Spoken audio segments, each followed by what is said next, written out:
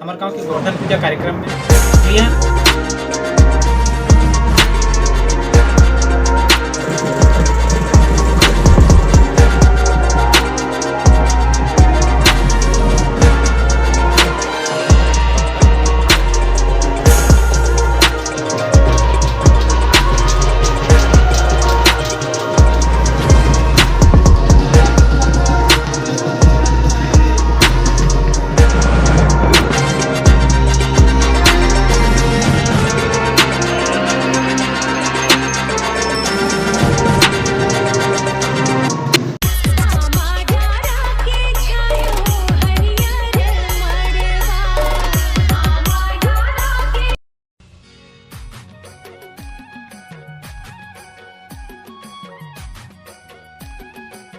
तो नमस्कार, जय जोहार।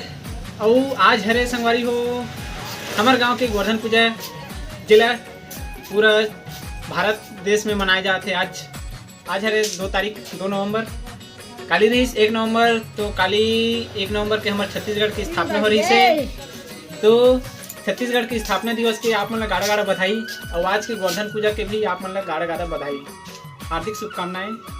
तो संगवारी हो अभी हम जाने वाले हैं हमारे गांव के गोवर्धन पूजा कार्यक्रम में। जी हाँ, गांव भर के मन मिल के एक जगह कार्यक्रम में संपन्न करते हैं। तो वहाँ पूरा गांव में हमारे घटला गांव भर के आदमी मन पूरा में सकल ही ग्रामवासी मन।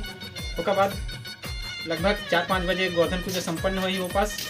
तो वीडियो में बने रहूँ, आप मतलब वीडियो देखा के प्रयास करूँ, आप मतलब छोटे छोटे क्लिप करके।